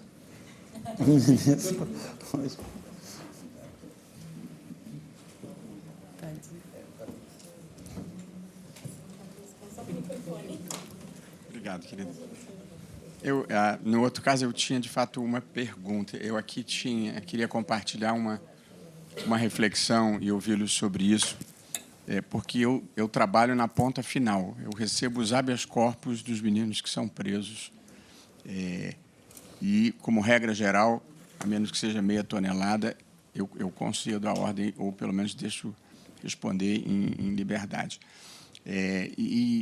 Ao ver o mundo das drogas, do meu ponto de observação, que é o ponto final, eu tenho uma reflexão que queria compartilhar. A Adriana já mencionou isso. A política de drogas que a gente pratica é um desastre total. Não importa quem seja a favor da descriminalização ou quem seja a favor da repressão. Eu defendo uma descriminalização progressiva e ponderada com monitoramento, mas entendo os argumentos de quem defenda a repressão. Quem defende a descriminalização, eu acho que a gente tem que prestar atenção nas experiências que estão sendo praticadas. Então, Portugal parece que teve grande sucesso. Em alguns estados americanos, aparentemente, vem tendo sucesso, é um modelo privado. No Uruguai, eu não tenho informação suficiente, é um modelo estatal. Às vezes, nas minhas fantasias, eu penso em criar Drogabras e entregar para a base aliada, porque vai desmoralizar o produto. E, portanto, é uma alternativa. Mas, então, quem defende a descriminalização, eu acho que a gente tem que prestar atenção no que está acontecendo no mundo. E quem defende a repressão, nós precisamos mudar, evidentemente, a estratégia. A estratégia de combate a drogas no Brasil, pelo que eu vejo, o que chega até mim, é prender menino pobre de periferia. Essa é a estratégia da repressão à droga. Não serve para absolutamente nada. Porque no dia seguinte que esse menino é preso, ele é substituído. De modo que você destrói a vida dele e não produz nenhum tipo de abalo sobre o tráfico. Portanto, quem defende a repressão tem que defender uma política, eu penso, seguir o dinheiro, a primeira, ir atrás dos grandes carregamentos e policiar a fronteira. A única coisa que não serve é prender menino pobre de periferia. De modo que, seja quem esteja de um lado ou esteja do outro, é preciso ter uma percepção severamente crítica do que nós estamos fazendo.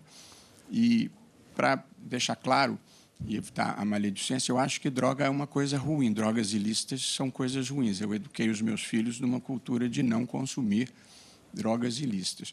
Porém, é preciso reconhecer que a guerra às drogas, como ela vem sendo praticada, fracassou. Não houve nenhum impacto sobre o consumo de drogas, só tem feito aumentar.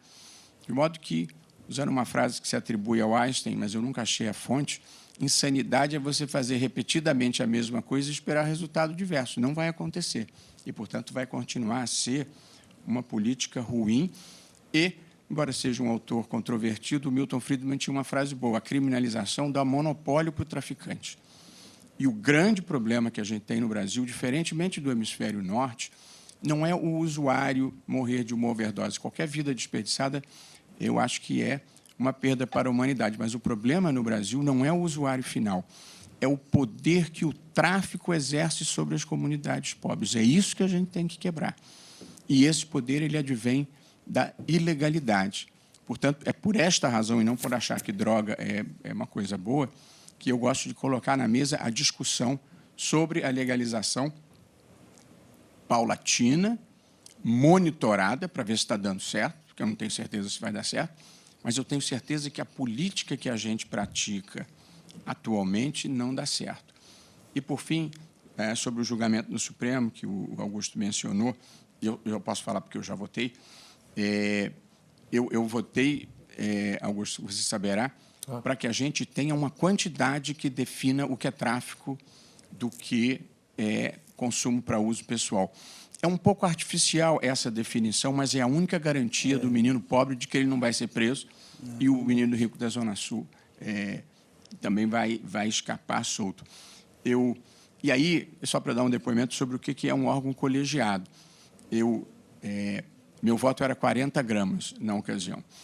E aí o ministro Celso, que ainda estava no tribunal, disse que Portugal é 25. 25 eu concordo. E aí eu reduzi para 25, porque senão não ia conseguir ganhar. Mas a minha posição mesmo seria passar para 100 gramas. Porque aí você descriminaliza de fato. Porque aí, se tiver com muito mais de 100 gramas, e a pessoa passa a saber quanto ela pode carregar. Eu não nego que exista o pequeno traficante, existem muitos, só que não adianta nada prendê-lo. E, portanto, é melhor ter um critério, porque você prende, o Augusto já falou, joga esse menino na cadeia, ele entra primário de bons antecedentes, para ele sobreviver na prisão, ele se filia a uma organização criminosa da qual ele fica refém para todo sempre. E ele passa a ser um soldado do crime, quando ele antes era um pequeno traficante de menor poder ofensivo. E, no caso, eu havia votado só pela maconha, Augusto, porque o caso concreto era maconha, mas a lógica valeria para todas as drogas. Mas no Brasil tem, o último ponto, um problema dramático, que é o crack. Porque o crack destrói a autonomia da pessoa. E eu precisaria estudar, eu não sou um especialista nisso, tem tanto crack no Brasil porque a cocaína é cara demais e o sujeito vai para o subproduto, que é um subproduto barato.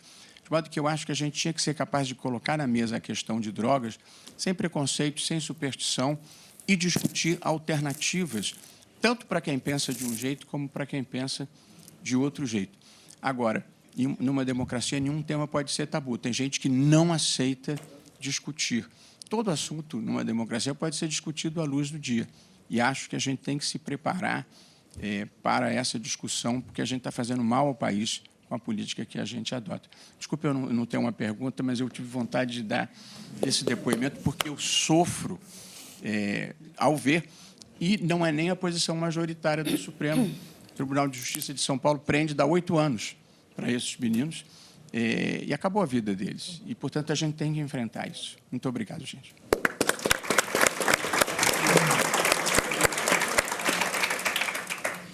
Obrigado, ministro. Bom, eu anotei aqui as perguntas, posso repassá-las. E aí, como a gente já está se encerrando, eu vou pedir para vocês responderem e fazerem também as considerações finais. Ok. Então, basicamente, as perguntas foram: como melhorar a comunicação e a impopularidade que a pauta dos direitos humanos e o direito de defesa, em geral, tem. Um alerta sobre não perder as esperanças na reintegração social. E a pergunta da Vera Dias, basicamente, de como mudar o sistema penal, que acho que é a pergunta que resume todo esse painel, então casa bem com as considerações finais. Se puder começar, pode ser Augusto, Adriano e Renato. A pergunta da comunicação e da esperança, eu não vou responder porque vocês vão ficar menos esperançosos. Então, eu respondo depois, para ficar só um petit comité, porque eu sou muito pouco otimista em relação à comunicação. Muito. Eu acho que, como senador, concordo plenamente.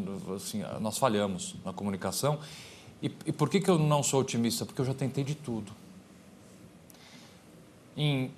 Faz exatos 21 anos, uma pessoa que faleceu em 2014, mas que ensinou boa parte de tudo que eu sei sobre advocacia e boa parte também do que eu sei sobre vida, que foi o Márcio Tomás Bastos. Nós fundamos uma organização chamada Instituto de Defesa do Direito de Defesa, o IDDD. O IDDD trabalhou ao longo desses 20 anos em muitos projetos voltados para a tentativa de mostrar para a população a importância do direito de defesa, do respeito de direitos e garantias fundamentais. Falhamos em todos. Muito difícil. Tentamos projetos com veículos de imprensa, tentamos projetos em escolas, tem vários projetos, tem um projeto de educação para direitos. Dei aula 10 anos em presídios, para diretores de presídios e para reeducandos. Algumas vitórias, algumas, mas assim, muitas derrotas no ponto de vista de comunicação. Então, eu vou dar só esse... Desculpe, né? Mas tudo bem. Agora, respondendo um pouco a tua pergunta de reformas. Vamos lá. Você chega numa classe de direito hoje e pergunta assim, quem vai seguir na advocacia privada e quem vai prestar concurso? A classe se divide. Hoje em dia, uma maioria, uma classe de 50 pessoas, por exemplo, ela vai prestar concurso. Até aí tudo bem. O problema começa quando você pergunta, você vai prestar concurso para quê? A resposta dos estudantes é uma resposta automática. Eu vou prestar concurso para juiz, promotor, delegado de polícia, oficial de justiça, 1, 2, 3, analista judiciário. Eles vão prestar concurso para qualquer coisa. O que isso mostra? Falta de vocação. É completamente diferente a vocação necessária que você precisa ter para julgar alguém da vocação necessária que você precisa ter para acusar alguém. Que é completamente necessária da vocação para ser defensor público, mais diferente ainda da vocação necessária para você andar com uma arma na cintura e ser delegado de polícia. E esses 60%, às vezes 70%, às vezes 80% dos alunos de uma classe de direito vão prestar concurso para 10 carreiras diferentes, porque eles não estão meio que estão preocupados, obviamente, com a estabilidade, com todas as questões. Não estou julgando a escolha do serviço público, eu estou julgando a falta de vocação do cargo, porque os cargos são completamente diferentes. E isso a gente está formando, e daí a dificuldade de uma reforma estrutural. Nós estamos formando diariamente atores do sistema de justiça que não são vocacionados para aquela posição que lá estão. E isso cria algo que, para mim, é um dos maiores desafios do sistema processual, é a desumanização da relação processual. Hoje que nós temos um processo eletrônico, quando eu comecei a trabalhar, senador, a gente ia no fórum e analisava um bloco de papel, que era um processo, mas tinha cheiro. Tinha uma folha rasgada, tinha uma marca de café que um escrevente deixou.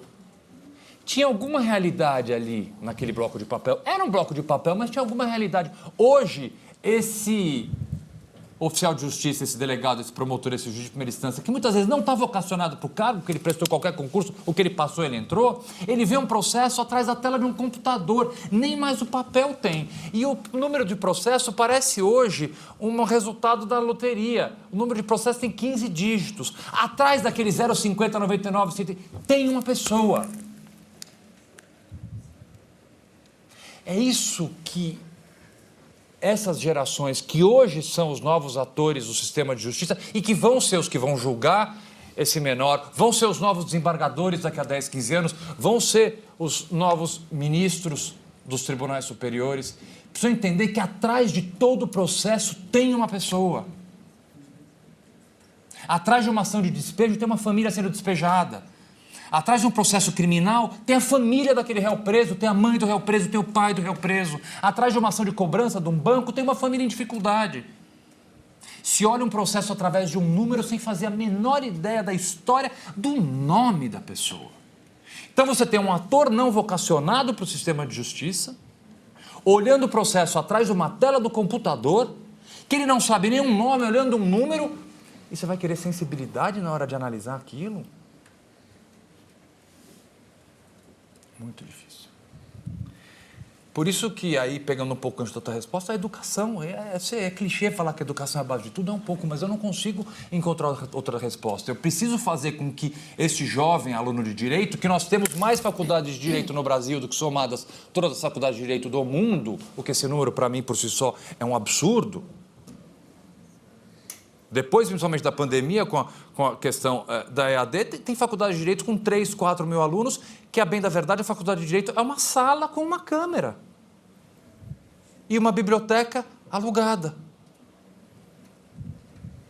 Esses atores que a gente está formando, e a gente vai ter a expectativa, a esperança de que esses novos julgadores, promotores, delegados vão ter esta consciência social de entender qual é o papel dele e qual o impacto dele na vida de um homem, de uma mulher, de um jovem, de uma jovem. Muito difícil. Muito difícil. Muito. Mas não vamos desistir. Eu não desisti. Jamais. Não desisti do jovem, não desisti de ninguém. Mas essas reformas, elas... Tem que ser assim. Não existe, para problemas estruturais, soluções milagrosas. Né? Não existe. E o que a gente escuta, principalmente daqueles que têm a legitimidade para propor alterações legislativas, são sugestões milagrosas. Na pauta de segurança pública, o que a gente escuta? Repressão, aumento de pena. Sabemos que isso isoladamente não funciona. Então, problemas estruturais, esse é um problema estrutural, ela depende de reformas estruturais e que passam, sim, por uma formação absolutamente nova. Não desistirei, pode ficar tranquila, mas o problema é desse tamanho. Obrigado, gente, por tudo. Obrigado.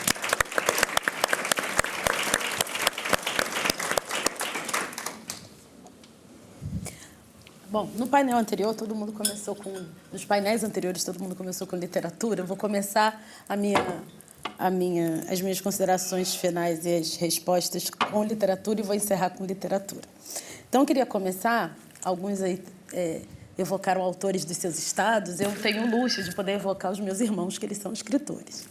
E o meu irmão escreveu um texto na revista Piauí há alguns meses, falando sobre a geografia dos afetos. E aí o texto dele começava com um esclarecimento. E ele dizia, esse texto é escrito desde a morada dos que não são bem-vindos. São permanentemente estranhos, presenças inconvenientes para quem olha e vive o auto-engano de não se achar também o outro de alguém. É desse lugar que eu falo. Eu sou uma mulher negra, dentro do sistema de justiça, convivo com pessoas majoritariamente brancas que se enxergam como a régua e a norma do mundo. Né? E esse é um problema muito central na maneira como o nosso sistema opera. Né? Eu não vejo o outro ou aquela pessoa que está na minha frente como um ser humano. Né? Então, a desumanização daquele jurisdicionado, ele está no centro de todos os nossos problemas. E isso vale para todos os atores do sistema de justiça, porque o Augusto falou de todo mundo e pulou os advogados. Claro, é por verdade. E há aqui um papel importante também desse profissional, do professor de direito, como ele ensina, o que ele ensina, dos programas, do MEC, o que ele autoriza como universidade. Né? Então, assim, esse é um problema que ele, diante da sua imensidão, obviamente, ele não vai comportar uma resposta única. Né? Ontem eu fiquei brincando com o Augusto, eu disse assim, Augusto, quando é que vocês vão acabar com a milícia no Rio de Janeiro? Né? Aí ele falou, só isso? Eu falei, não, porque todo mundo me pergunta como é que eu vou acabar com o racismo no sistema de justiça, então eu acho que eu posso te devolver o trabalho. Né? Então, assim, não existe realmente uma resposta única. Mas o que eu posso dizer, da minha parte, né, do meu pequeno quadrado, é que, assim, desistir não é uma opção. Né? A desesperança, e aí eu vou pedir perdão ao Augusto, é um privilégio de quem é branco. Porque ser negro nesse país é esperançar. Né? Eu trabalho na Avenida Venezuela, lá no Rio de Janeiro, perto do Cais do Valongo, né, ali no Porto, para quem conhece.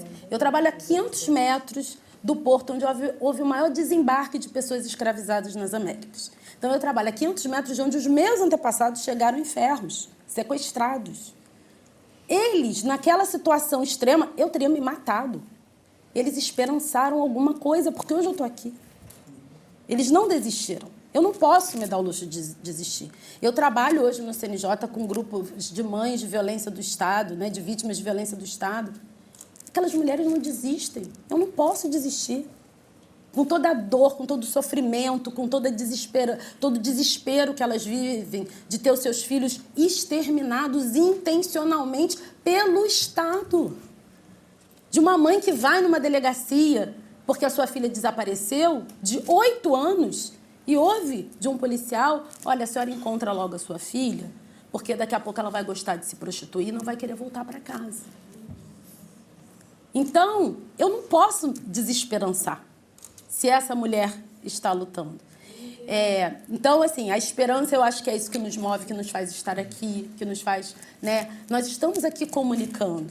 Eu acho que talvez a nossa falha de comunicação esteja em achar que a gente precisa libertar as pessoas. A gente não tem que libertar ninguém. Elas têm que ser protagonistas e autoras de seus processos. Talvez a gente tenha que pensar em caminhos de construir normas que façam sentido para as pessoas, das quais elas se sintam partícipes. Talvez a nossa falha esteja aí. Não adianta eu falar sobre direitos humanos para uma pessoa que está desmaiando de fome, né? Eu tenho que sentar do lado dela e caminhar com ela para ela entender o que é o meu respeito por direitos humanos, né? Eu acho que é na experiência e na vivência que essa comunicação vai se estabelecer de maneira mais profunda, assim. E aí, para encerrar, eu acho que eu vou trazer aqui a fala do James Baldwin, quando ele fala, né, do estranho no vilarejo, porque eu acho que o nosso desafio, o desafio da nossa geração e das gerações que virão, é fazer, em relação ao sistema penal, é fazer um giro, né? O sistema, ele tem que deixar de ser um sistema de controle de pessoas para ser um marco civilizatório de regras de convivência mínima, de contenção da violência que inviabiliza a vida, né? Eu acho que é esse giro que a gente precisa fazer. O desafio é imenso, mas eu acho que ele é possível, porque se a gente olhar para o passado e talvez para caminhos, para quartos escuros onde já estivemos, nós saímos de lá, né? Então, eu acho que a gente tem possibilidades, a gente precisa colocar nessa energia, nesse caminho de luz, nesse caminho do encontro, no caminho do diálogo, no caminho da construção. E aí, o James Baldwin nos faz um alerta muito potente, né? Quem fecha os olhos para a realidade contribui para a sua própria destruição. E quem insiste em permanecer num estado de inocência, quando a inocência já morreu, há muito tempo acaba por transformar-se num monstro, né? Que nós possamos manter a nossa humanidade na sua mais profunda existência. É isso.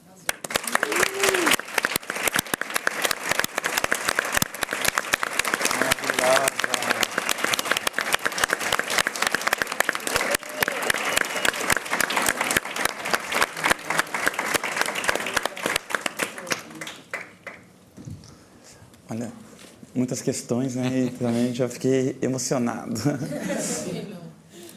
Eu vou aproveitar a oportunidade para testemunhar, né? Como quem viveu. E eu vivi algumas situações que me colocaram na condição de testemunha de alguns crimes do Estado. Um dos crimes do Estado que eu gostaria de falar aqui foi... Eu me deparei com ele em 2 momentos da minha vida. Um, enquanto eu era estagiário da Defensoria Pública do Estado do Paraná, em que eu peguei um processo de um conhecido lá da vila, um moleque que é meu amigo, embora esteja preso desde 2007, eu não tenho mais nenhuma relação com ele, a vida dele foi determinada a partir da captura do processo de criminalização. E o outro depois de eu já ter me formado e advogado. O primeiro, esse meu amigo, ele estava preso numa unidade, eu vi o processo, né? Ele estava preso numa unidade de segurança máxima e, em tese, ele conversava com um agente público para trazer celulares para dentro da prisão. Essa era a investigação inicial. E um dos aparelhos que supostamente ele tinha comprado e vendido estava sendo utilizado por um traficante da região metropolitana de Curitiba para, enfim, gerenciar os seus negócios criminosos. A investigação, portanto, iniciou naquele ponto. E daí chegou até ele para saber. E colocaram ele na condição também ali de associado àquela outra pessoa. Tentaram investigar, não descobriram nenhuma compra de celular dele, nem nada, mas levaram ele lá para a comarca da região metropolitana, de Campo Largo, em Curitiba. por conta daquele traficante. E fizeram uma busca e apreensão na casa dele, na rua, claro. Ele já estava preso já nessa época, uns, 6 anos, 8 anos, não sei, não lembro. Ele está desde 2007. Chegaram na casa dele e o que encontraram lá?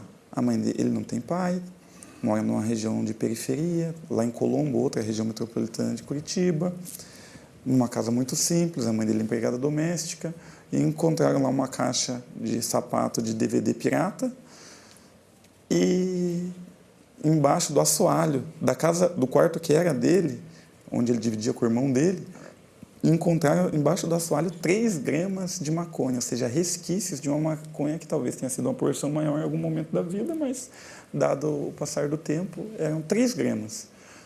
Por conta desses 3 gramas de maconha, o juiz de Campo Largo compreendeu que a mãe dele era instrumento dele, utilizando-se da teoria do domínio do fato, que a mãe dele era instrumento dele e que essa droga eventualmente chegaria até ele. E, portanto, condenou a 9 anos de prisão por 3 gramas de maconha. Parece uma história incrível, mas a realidade é incrível. É difícil de se acreditar.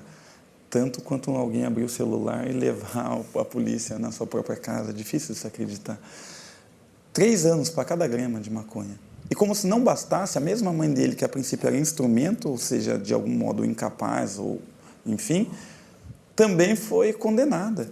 E ficou 10 meses presa no tráfico privilegiado, porque na outra interpretação que levaria ela à cadeia, ela era plenamente capaz e aí estava imposto da droga.